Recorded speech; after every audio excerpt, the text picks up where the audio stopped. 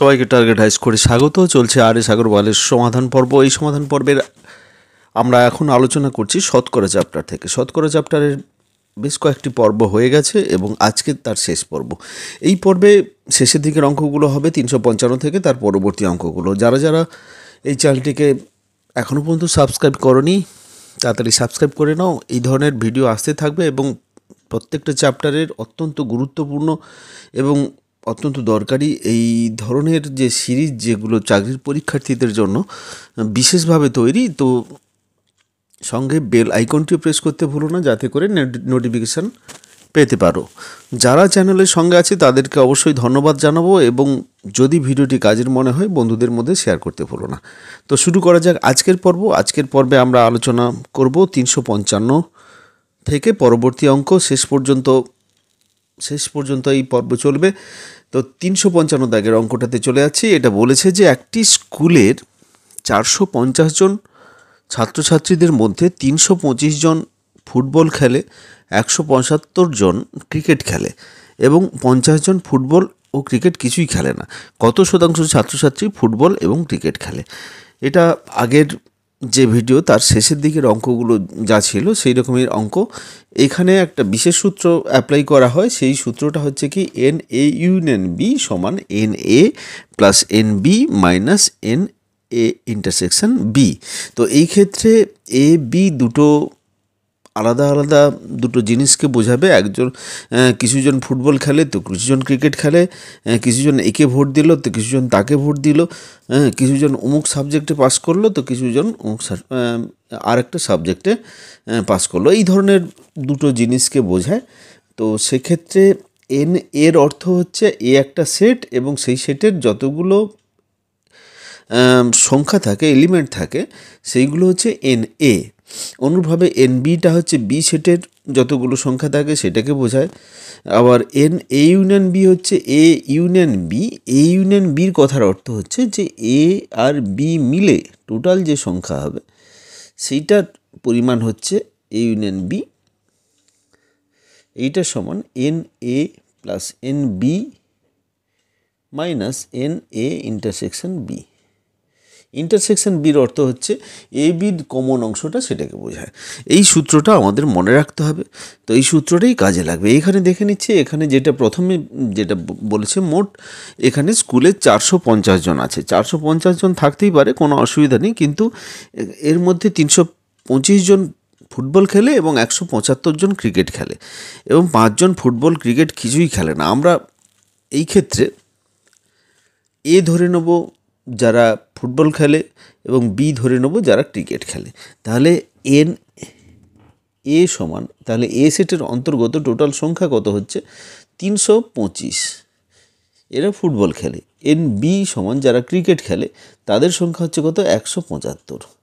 আচ্ছা, যারা কিছু না কিছু খেলে, মানে A আর B দুটোর মধ্যেই আছে, এর মানে কি, হয় ক্রিকেট খেলে, না হলে ফুটবল খেলে, না হলে দুটোই খেলে, এমন যাদের সংখ্যা আছে সেই টোটাল সংখ্যাটা হচ্ছে কত? 450 মাইনাস 50। কেন হচ্ছে না, 50 জন কিছুই খেলে না আর টোটাল আছে এইটা। তো এইটা থেকে 50 বাদ দিলে যাদের আমরা পাবো তারা কিছু না কিছু খেলে, তাহলে 400 জন কিছু না কিছু খেলে। এইবারে আমাদের বের করতে হবে কি, কত শতাংশ ছাত্রছাত্রী উভয় খেলে। তো উভয় খেলে সেটা আমরা বের করব। এবারে আমরা সূত্রে বসাবো। আমরা জানি কি, NA ইউনিয়ন B সমান NA plus NB minus NA intersection B। এই সূত্রতে বসাবো। এইটার মান আমরা জানি 400 সমান হচ্ছে 325 প্লাস 175 মাইনাস এইটা থাকবে A ইন্টারসেকশন B। তাহলে NA ইন্টারসেকশন B সমান কত হচ্ছে? এই দুটো যোগ করব, যোগ করলে কত হবে? 500 মাইনাস 400 সমান হচ্ছে 100।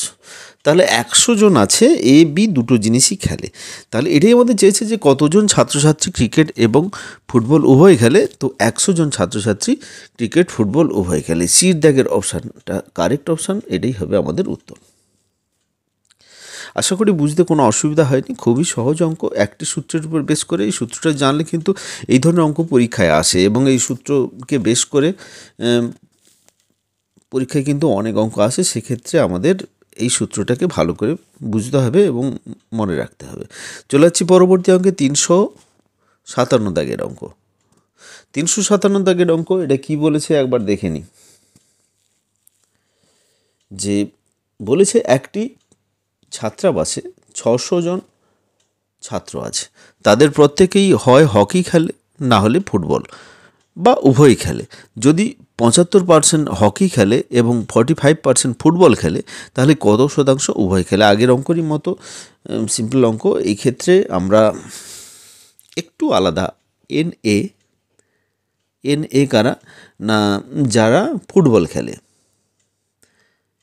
আচ্ছা, এখানে না ফুটবল খেলে না, এটা হকি খেলে ধরে নেবো। প্রথমটা হকি খেলে ধরবো। তো হকি খেলে আছে কত? 75%। তাহলে 600-এর 75% আমরা বের করে নেবো, যেটা যারা হকি খেলে।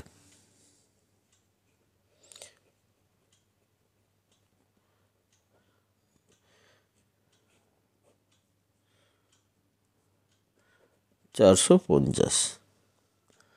আবার NB কি? না, NB হচ্ছে কি?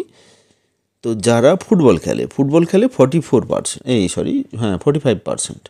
তো তাহলে 600-এর 45% কত হয় আমরা দেখে নেব। সেটা 0 কেটে যাবে, তাহলে হবে 270। এইবারে NA ইউনিয়ন বি সমান কত হচ্ছে? না, এই ছাত্রাবাসে 600 জন ছাত্র আছে, যাদের প্রত্যেকেই কিছু না কিছু খেলে। এই ক্ষেত্রে আগের অঙ্কের মতো কিন্তু কিছু জন আছে যারা কিছুই খেলে না, সেরকম কিছু নেই। প্রত্যেকেই কিছু না কিছু খেলে, এখানে বলা আছে। তাহলে NA ইউনিয়ন বি সমান হবে 600। এই ক্ষেত্রে কোনো কিছু বাদ যাবে না। তো এইটা হলো। এইবারে আমরা সূত্রে বসাবো। সূত্রটা আমরা কি জানি? NA ইউনিয়ন বি সমান NA plus NB minus NA intersection B. এটা ইন্টারসেকশনকে যদি এ পাশে নিয়ে চলে আসি, সমান NA plus NB minus NA union B. এবারে মানগুলো বসাবো। 450, 270 মাইনাস 600,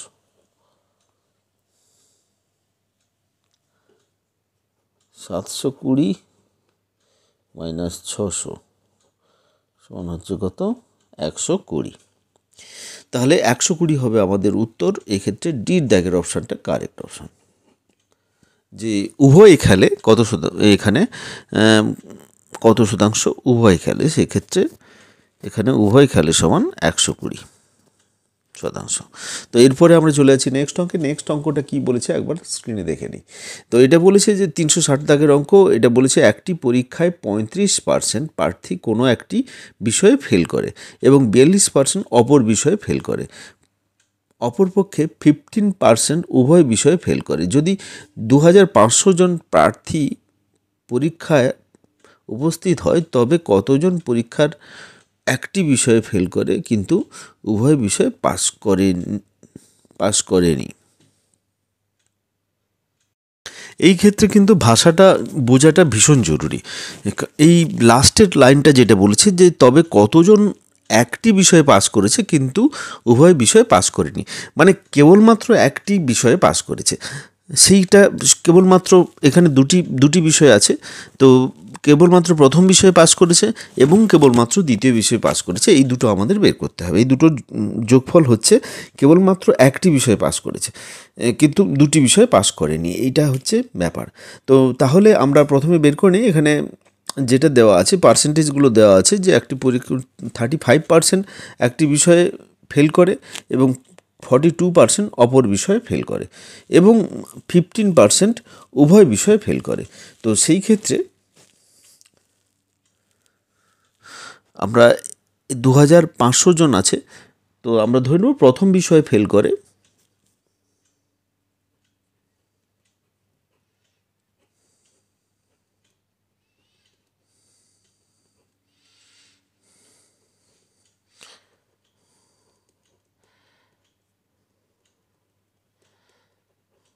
এটা শূন্য কেটে গেল। এবার এটা যদি আমরা গুণ করি তাহলে পাবো কত? 875। অনুভাবে দ্বিতীয় বিষয় ফেল করে সমান কত হচ্ছে? 2500 গুণিতক, এটা কত পার্সেন্ট ছিল? 40%। অপর বিষয় ফেল করে, দুটো শূন্য কেটে গেল। এই দুটো যদি আমরা গুণ করি তাহলে এই ক্ষেত্রে পাবো কত? এটা একটু বেশি হবে, 1050। আচ্ছা, উভয় বিষয় ফেল করে তাহলে কতজন হচ্ছে? 2500 গুণিতক 15%। 25-এর সঙ্গে 15 গুণ করব আমরা, 375। এইবারে এখান থেকে আমরা বের করব কেবলমাত্র প্রথম বিষয় ফেল করে।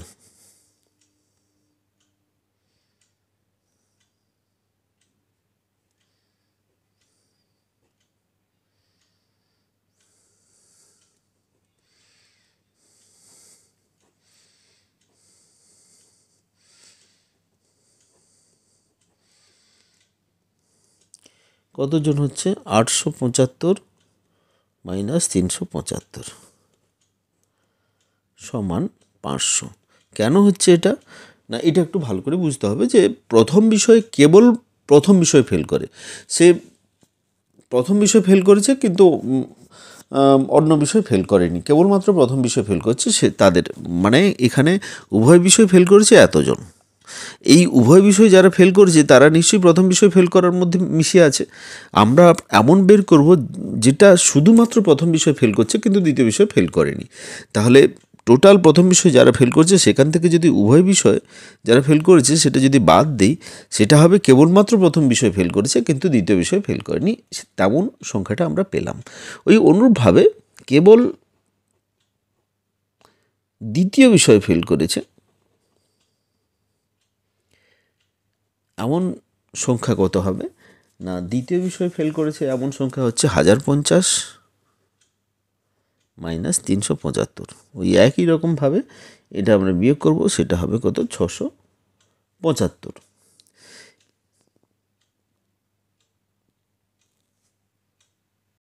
এই ক্ষেত্রে আরেকটু বুঝতে হবে, আমাদের যেটা চেয়েছে যে তবে কতজন প্রথম বিষয়ে একটি বিষয়ে পাশ করেছে, উভয় বিষয়ে পাশ করেনি, একটি মাত্র বিষয়ে পাশ করেছে। এই ক্ষেত্রে কেবলমাত্র প্রথম বিষয়ে ফেল করেছে এতজন। আচ্ছা, তাহলে আমরা এইখান থেকে আমরা কি পাবো? প্রথম বিষয় ফেল করেছে মানে সে দ্বিতীয় বিষয় কিন্তু পাস করেছে। কেবলমাত্র প্রথম বিষয় ফেল করেছে মানে দ্বিতীয় বিষয় পাস করেছে, এটা মাথায় কিন্তু ভালো করে বুঝতে হবে যে এটা দুটো বিষয় আছে। বলেছে যে কেবলমাত্র প্রথম বিষয় ফেল করেছে, তার অর্থ হচ্ছে সে দ্বিতীয় বিষয়ে কেবলমাত্র দ্বিতীয় বিষয় পাস করেছে, এমন হচ্ছে কত? 500 জন। আবার দ্বিতীয়টা থেকে পাবো কেবলমাত্র প্রথম বিষয়ে, এখানে দ্বিতীয় বিষয় ফেল করেছে কেবলমাত্র, তার মানে কি প্রথম বিষয়ে পাস করেছে সেটা কতজন? না হচ্ছে 675 জন। এইটা মিলে এ হচ্ছে দ্বিতীয় বিষয় পাস করেছে, এ প্রথম বিষয় পাস করেছে। তাহলে কেবলমাত্র একটি বিষয় পাস করেছে সমান এতজন, যেটা যে উভয় বিষয় পাস করেনি। এটাই হবে আমাদের উত্তর। তাহলে উত্তরটা এখানে এই দুটো যোগ করলে আমরা উত্তর পাবো, সেটা হচ্ছে 1175।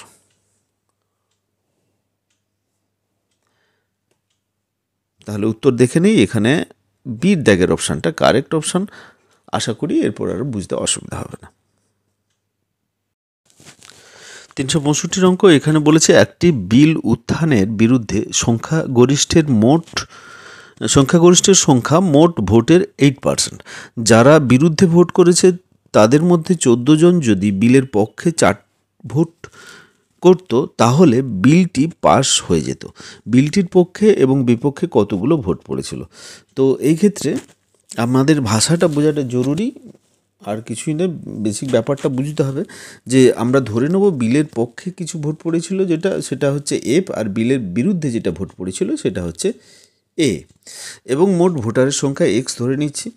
তো এই ক্ষেত্রে তাহলে যদি বিলের বিরুদ্ধে যারা ভোট দিয়েছিল তাদের মধ্যে যদি 14 জন বিলের পক্ষে ভোট দিত, আচ্ছা বিলের পক্ষে যে ভোটগুলো ছিল তাদের সঙ্গে 14 যোগ হবে এবং ওই 14টা বিলের বিরুদ্ধে যারা আছে সেখান থেকে বিয়োগ হয়ে যাবে, মানে 14 জন তো এক্সট্রা আসতে পারবে না। যারা ওখানে ভোট দিয়েছিল ওখানে না দিয়ে এখানে দিবে, তাহলে ওখানে যেগুলো দিয়েছিল সেখান থেকে বিয়োগ হবে, আবার এখানে যারা ওরা যদি দেয় তাহলে এটা যোগ হয়ে যাবে। এইভাবে আমাদের বিলটা পাস হবে কিংবা সংখ্যাগরিষ্ঠ হবে, যাই হোক হবে।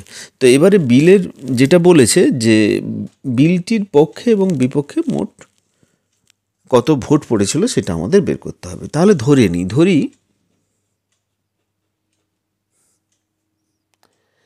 বিলের পক্ষে ভোটের সংখ্যা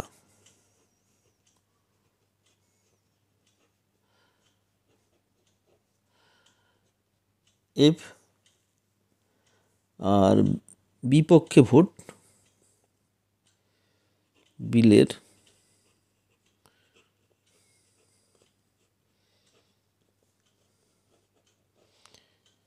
বিপক্ষে ভোট সমান এ, আর হচ্ছে কত মোট ভোট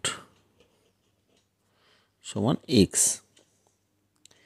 এইবারে যেটা বলেছে প্রথমে এফ থেকে আমরা বিলের পক্ষে যেটা, এখানে যদি আরও 14টা ভোট যোগ হতো সেটা কোথা থেকে আসতো না, যেটা বিলের বিপক্ষ থেকে সেটা বাদ হয়ে বিলের পক্ষে সেটা ঢুকে যেত। এটা যদি আসতো তাহলে কি হতো না, সেটা 4টা ভোট হতো। তো এইটা আমাদের কন্ডিশন যেটা দেওয়া আছে সেইটা। তো এইখান থেকে আমরা ক্যালকুলেশন করলে আমরা কি পাবো না, ক্যালকুলেশন করলে পাবো কি এ মাইনাস এফ সমান হচ্ছে 24। এইটা হচ্ছে একটা কন্ডিশন পেলাম। এরপরে যেটা বলেছে যে এক্সের 8%, এখানে আমরা মোট ভোট এক্স ধরেছি, তার 8% আছে যারা সংখ্যা গরিষ্ঠ হয়েছে, তাহলে এক্সের 8%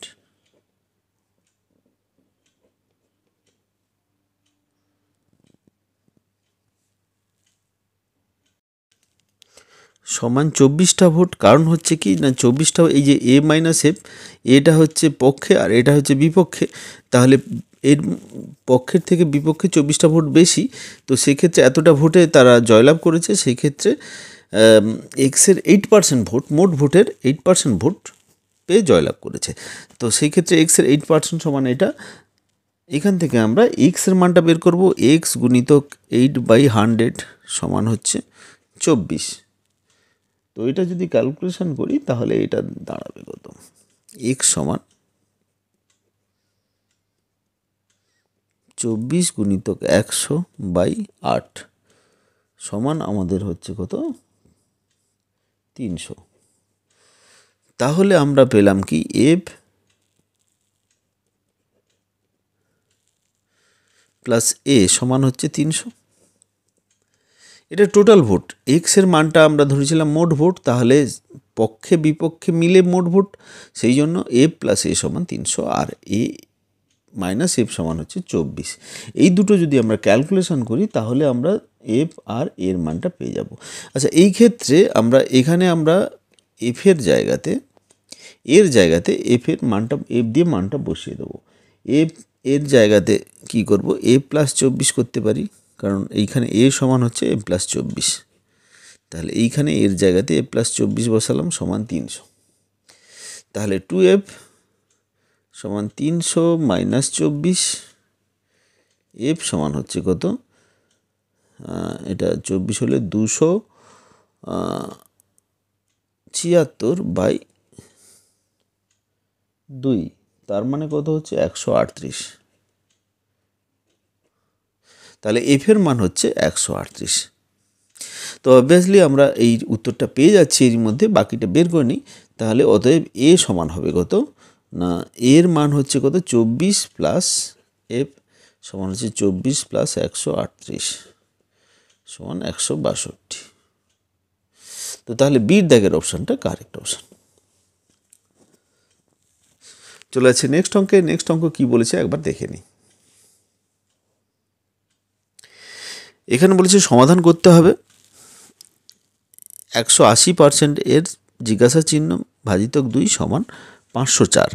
তো এটা আমাদের কত হবে সেটা আমরা দেখে নেব। যেটা জিজ্ঞাসার চিহ্নের পরিবর্তে আমরা এক্স ইউজ করলাম 180%, এক্সের 180%, মানে 180 বাই এক্স গুণিতক 180 বাই 100 ভাজিতক 2। তো এই ক্ষেত্রে আমরা এটা গুণিতক 1/2 করে নিতে পারি, সমান হচ্ছে 504। তো তাহলে এক্স সমান হবে 504 গুণিতক 2 গুণিতক 100 বাই 180। তো কিছু না, একটা শূন্য কেটে দিচ্ছে। এবারে 9 2 18, 9 5 9 45, 54 6 9 54, 2 2 কেটে গেল। তার মানে হচ্ছে কত? 560। তো এক্সের মান পেলাম 560, মানে জিজ্ঞাসা চিহ্ন সমান 560। এখানে জিজ্ঞাসা চিহ্ন সমান কত হবে? সমাধান করো মানে ওইটাই আননোন। তো সেক্ষেত্রে সির দাগের অপশানটা কারেক্ট অপশান। চলে যাচ্ছি নেক্সট অঙ্কে।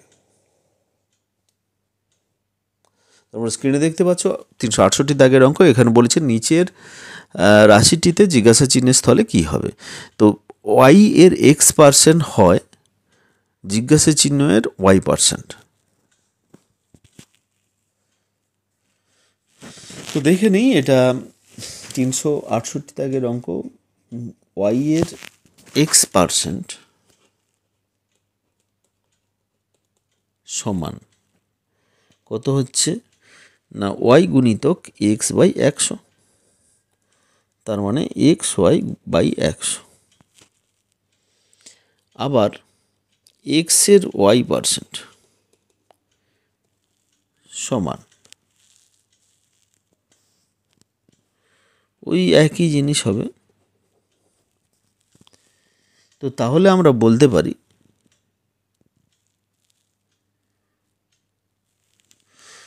যে ওয়াই এর x% সমান এক্সের y%।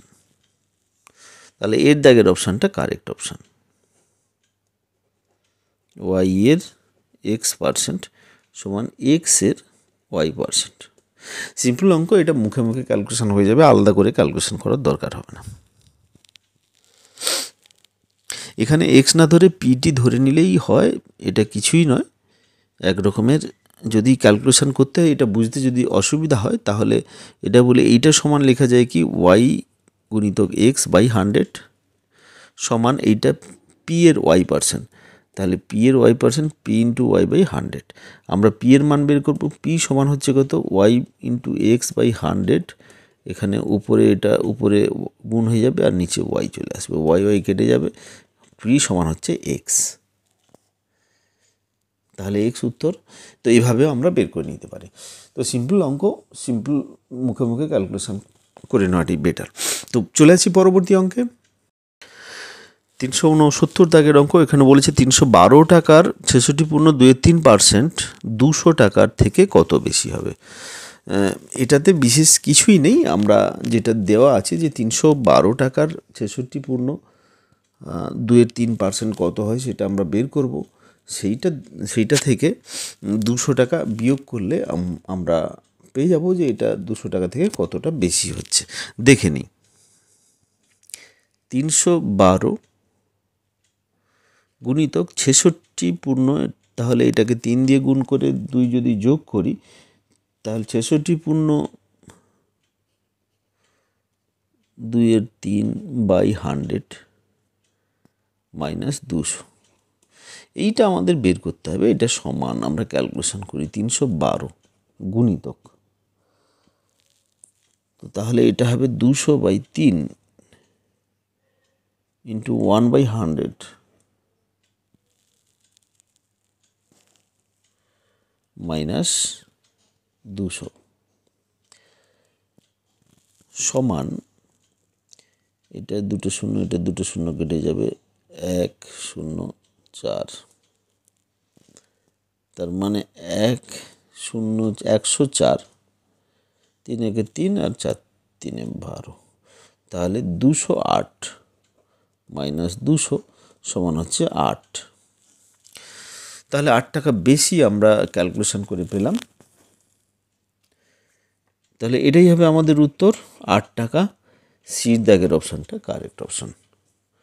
এবারে নেক্সট অঙ্ক যেটা বলেছে যে 371 দাগের অঙ্ক, এখানে বলেছে যদি কিছু সময় আগে বিল জমা দেওয়া হয় তবে রাজ্য বিদ্যুৎ পর্ষদ বিলের ওপর 15% ছাড় দেয়। এক ব্যক্তি 54 টাকা ছাড় পেল, প্রকৃত বিলের পরিমাণ কত ছিল? তো এখানে কিছুই নয়, ছাড়টা বলে দেওয়া আছে 15%। তো তাহলে প্রকৃত বিলের পরিমাণটা আমরা ধরে নিই এক্স। প্রকৃত বিল সমান এক্স টাকা। তাহলে 15% ছাড় এক্সের 15% সমান কত হচ্ছে না 54 টাকা। 54 টাকা ছাড় পেল, 15% ছাড় পেল বলছে, আমাদের এক্সের মানটা বের করতে হবে। তাহলে এক্স গুণিতক 15/100 সমান 54। তাহলে এক্স সমান হবে কত? 54 গুণিতক 100/15। 5 3 15 আর 25, এটা 3 1 3 24, 8 3 24, 360। তাহলে 360 টাকা হচ্ছে আমাদের অরিজিনাল বিলের পরিমাণ। সির দাগের অপশানটা কারেক্ট অপশান। নেক্সট অঙ্ক, এখানে পরের অঙ্ক একটা সিম্পল একটা ক্যালকুলেশন আছে। এটা বলেছে 374 দাগের অঙ্ক, এটা বলেছে 825 এর 32% প্লাস 1440 এর 25% সমান 1025 মাইনাস কত হবে? এটা জিজ্ঞাসা চিহ্ন আছে। জিজ্ঞাসা চিহ্নের পরিবর্তে আমরা এক্স ধরে ক্যালকুলেশন করে নেব, তারপরে সেটা জিজ্ঞাসা চিহ্নের পরিবর্তে বসিয়ে দেব। দেখে নিই, 825 গুণিতক এর 32%, আমি এর একবারে করে দিচ্ছি এটা, প্লাস 1440 এর 25% সমান হচ্ছে কত? 1025 মাইনাস এক্স করে দিলাম এটা।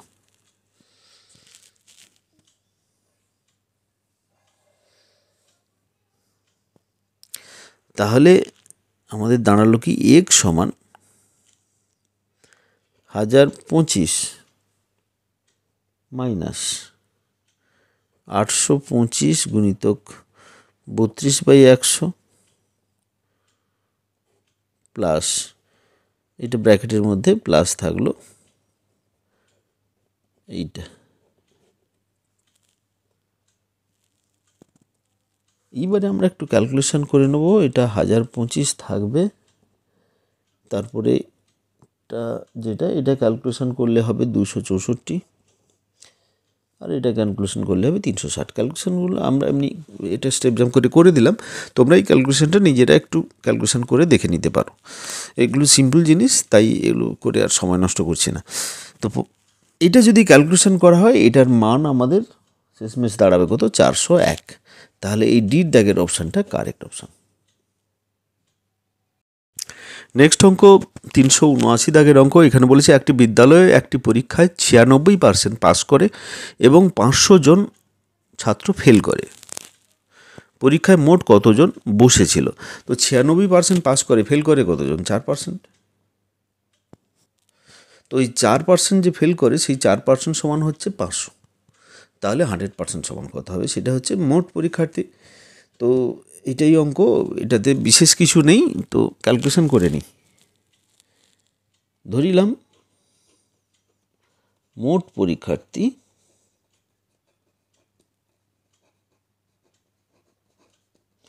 এক্স জন,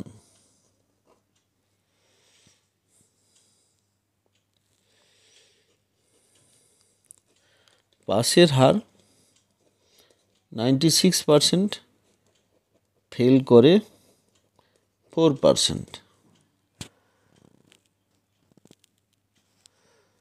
তাহলে আমরা দেখতে পাচ্ছি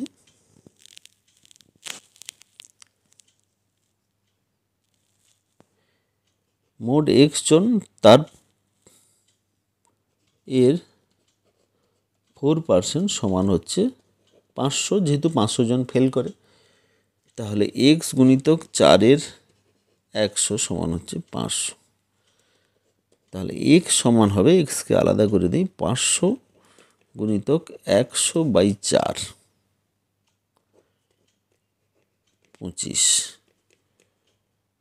তাহলে 25 5 125 আর 2 শূন্য, 12,500 জন মোট পরীক্ষার্থী। তাহলে বির দাগের অপশানটা কারেক্ট অপশান, যে উত্তর আমাদের উত্তর পেলাম যেটা হচ্ছে 12,500।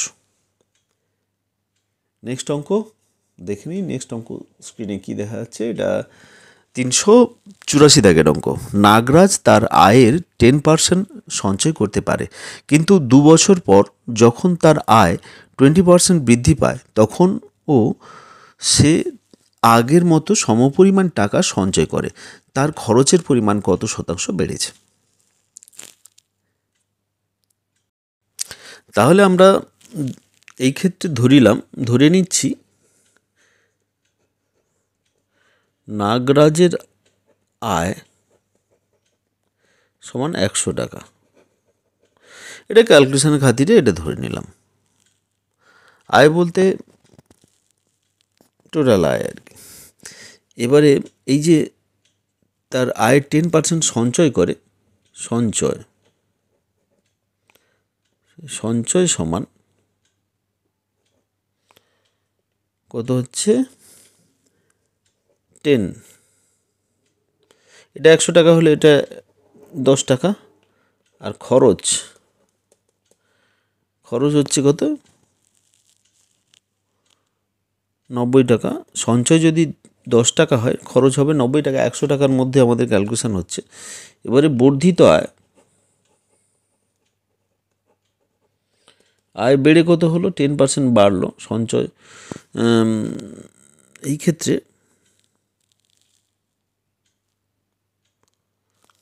বলেছে কিন্তু 2 বছর পর তার আয় 20% বৃদ্ধি পায়, 10% নয় 20% বৃদ্ধি পায়। তার মানে 100 টাকা ছিল, সেটা 120 টাকা হলো। তাহলে খরচ বৃদ্ধি কত হচ্ছে,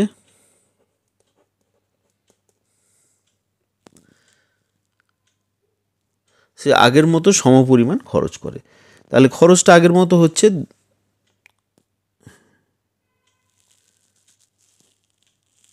তো সেই ক্ষেত্রে খরচ কত হবে সেটা আমাদের বের করতে হবে। এখানে সঞ্চয়টা সমপরিমাণ হচ্ছে, যে সমপরিমাণ টাকা সঞ্চয় করে, তাহলে সেই 10 টাকাই সঞ্চয় করছে। তাহলে খরচ কত হচ্ছে 110 টাকা। এখানে 120 টাকা আয়, তাহলে 10 টাকা সঞ্চয়, তাহলে খরচ হচ্ছে 110 টাকা। এইবারে যেটা বলেছে যে খরচ কত শতাংশ বেড়েছে, খরচের পরিমাণটা কত শতাংশ বেড়েছে। তাহলে খরচ এখন বেড়ে হচ্ছে কত 110, আগে ছিল কত 90। তাহলে 110 থেকে 90 বাদ দেবো। এটা কতর মধ্যে এই খরচটা বেড়েছে, না এটা 90 ছিল আগে, 90তে এটা বেড়েছে। এটার পার্সেন্টেজ যদি বের করি 100 দিয়ে গুণ করব, তাহলে আমাদের আলটিমেট কত হচ্ছে 20/90 ইন্টু 100। যদি 0 0 কেটে দিই তাহলে 200/9, তার মানে 22.2/9%। এটাই হবে আমাদের উত্তর। দেখে নিই অপশানগুলো। প্রথম অপশান, এর দাগের অপশানটা কারেক্ট অপশান। চলে যাচ্ছি নেক্সট অঙ্কে। স্ক্রিনে দেখে নিই অঙ্কটা কি বলেছে। 388 দাগের অঙ্ক বলেছে, নন্দিনী বসু 5,844 টাকা দিয়ে একটি জিনিস কিনেছিলেন। তিনি মেকানিককে 156 টাকা দিয়েছিলেন মেরামতির জন্য। তারপর তিনি 6,700 টাকায় জিনিসটি, 6,000 না এটা 5,700 টাকায় জিনিসটি বিক্রি করে দেন। তিনি শতকরা কত ক্ষতির পরিমাণ কত ছিল? 5,844 টাকায় সেটা কেনেন, তিনি মেকানিককে 156 টাকা মেরামত, তারপরে সেটা খারাপ হয়ে যায়, মেকানিককে 156 টাকা দিয়ে তিনি মেরামত করেন। তাহলে মোট খরচ হচ্ছে এর পেছনে কত, এইটা প্লাস এটা। এইবারে সেটা তিনি বিক্রি করেন এই টাকাটায়। তাহলে এই ক্ষেত্রে যেটা বিক্রি করেছে কম টাকায় হচ্ছে, তার চেয়ে তার খরচ বেশি পড়ে গেছিলো, তাহলে সেখানে কিছুটা ক্ষতি হচ্ছে। সেইটা ক্ষতিটার পরিমাণটা, পার্সেন্টেজটা আমাদের বের করতে হবে। তো এখানে অঙ্কে বিশেষ কিছুই নেই। তো এখানে দ্রব্যটির প্রকৃত মূল্য যেটা ক্রয় মূল্য, আমরা এই দুটো যোগ করে বের করব। তাহলে দ্রব্যটির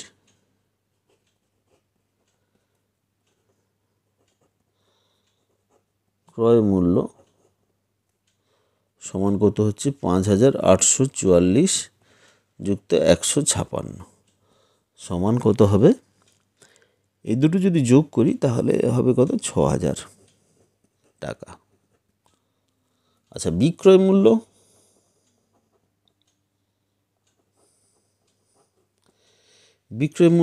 আছে কত 5700 টাকা। বিক্রয় মূল্য সরাসরি দেওয়া আছে এখানে। তাহলে ক্ষতি আমাদের কত হচ্ছে, ক্ষতি হচ্ছে 6000 মাইনাস 5700 সমান কত হচ্ছে 300 টাকা। 300 টাকা ক্ষতি হচ্ছে। এই যে 300 টাকা ক্ষতি হচ্ছে, এটা কত টাকার মধ্যে ক্ষতি হচ্ছে না 6000 টাকার মধ্যে। 6000 টাকা তার বিক্রয় মূল্য, সেখানে তাতে ক্ষতি হচ্ছে 300 টাকা। ক্ষতি হয়ে সে বিক্রি করছে 5700 টাকায়। তাহলে ক্ষতির পার্সেন্টেজ কত হবে না, এখানে ভগ্নাংশটা বের করতে হবে যে কততে ক্ষতি হয়েছে। শতকরা ক্ষতির হার, শতকরা ক্ষতি সমান হচ্ছে 300 কততে না 6000 ইন্টু 100। এবারে এটাকে ক্যালকুলেশন করে নিতে হবে। ক্যালকুলেশন করলে আমরা দেখে নিই এটাতে কী আসে। শূন্য, দুটো শূন্য কেটে যাবে এখানে একটা শূন্য কাটবে, তাও 6 5 30, তাহলে 5%। এর দাগের উত্তর, এর অপশানটা কারেক্ট অপশান। 5% হচ্ছে মোট ক্ষতির পরিমাণ। তাহলে আজকের ভিডিও এই পর্যন্ত। পরের ভিডিওতে আবার নতুন চ্যাপ্টার শুরু হবে, চ্যাপ্টার 12 থেকে লাভ ক্ষতি চ্যাপ্টার। এই ক্ষেত্রে আমরা যে অঙ্কগুলো করলাম এতদিনে, সব রকম ধরনের শতকরার উপরে সমস্ত অঙ্ক এখানে করা হলো, সমস্ত টাইপ কভার করা হলো। আশা করি এই অঙ্কগুলো তোমাদের প্রচুর কাজে লাগবে এবং তোমরা প্র্যাকটিস করতে থাকো। প্র্যাকটিস করলে শতকরার অঙ্ক কিন্তু প্রত্যেকটা পরীক্ষায় বিভিন্ন সময় বিভিন্নভাবে পড়ে থাকে। তো আশা করি তোমাদের খুব কাজের লাগবে। তো আজকে এই পর্যন্তই, পরবর্তী ভিডিওতে আবার দেখা হবে।